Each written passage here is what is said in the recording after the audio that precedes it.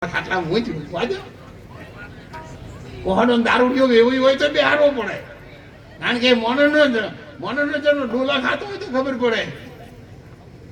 અને તમારે તગારામાં લાવો અને આખા મેલાનો કૂતરો બોલાવો અને તગારામાં 10 લીટર દારૂ રેડો. જો કૂતરું પીવે તો કહેજો. અને મોણા કેમ કોથળીઓ ચૂસતા હોય.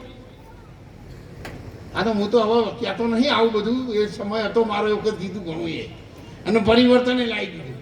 પણ એક બેન શાકભાજી વેચતી, એક ભાઈ રોલતો આવે 2-4 કોથળીઓ હાથમાં. કોથળી પેલી શાકભાજી પણ મેલી અને કે બેન શાકભાજી લેવી છે. શું ભાવ છે? કે મૂર્ખા, હજુ તો અગરબત્તી ભગવાનની પૂરી થઈ નહીં અને તું ઉઠ્યો એવો દારૂ પીને આવ્યો છે અને આ કોથળી ઉપર મેચીને તારો દારૂવાળો હાથ મારી શાકભાજી અડાડ્યો છે, મારી શાકભાજી નહીં વેચાય. પેલો ભાઈ તો મોજમાં આવી ગયો સાહેબ. બેન શું વાત કરો છો તું? આ હાથે તો 50 વીઘા જમીન વેચાઈ ગયેલી છે અને તારી શાકભાજી નહીં વેચાય. એટલે જો મોજમી રાશી રહ્યા હોય તો હવે હજુ સુધરી જાજો. ને કે ગમે તે નાતમાં તમે હો જન્મ લીધો પણ એને કોઈને છોડ્યા નથી.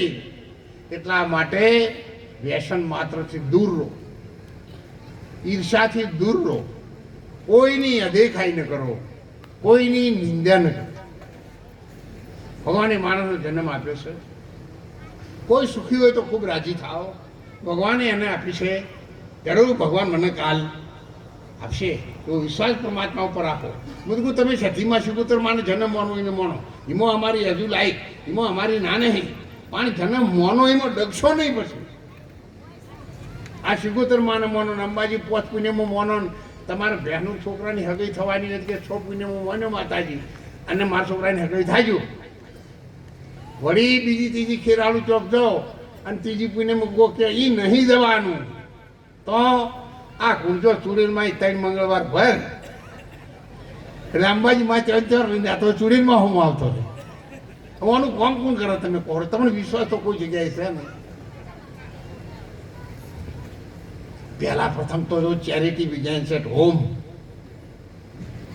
આપણા મિસિસો આપણા કરવાના અને તમે દરવાજામાં ઊભા થઈ રહ્યા ને કોકને કોઈક કામે ગયેલા હોય અને વચ્ચે શેરીમાં કોઈ ભાઈ મળે, એને તમે નહીં ઓળખતા પણ બેના રિલેશનમાં કોઈ હોય અને કદાચ એની સાથે વાત કરે, હસે ને તાળી લે તો તમે બાયણામાં કેટલા રાજી થો.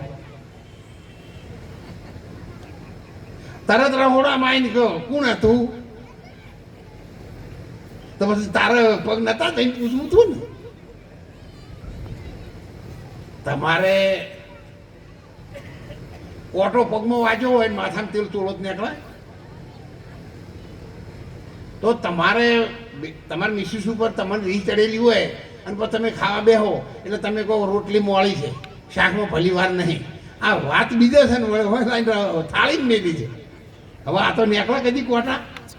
એટલે સમજો વિચારો. સંસારમાં આ મળ્યા છીએ એ કોઈ બેન તરીકે મળ્યું છે, કોઈ ભાઈ તરીકે મળ્યું છે, કોઈ માતા પિતા તરીકે મળ્યું છે, પણ ખૂબ સંપત્તિ, સેવા, સાથ સહકાર, વસુદેવ કુટુંબની ભાવનાથી જીવો.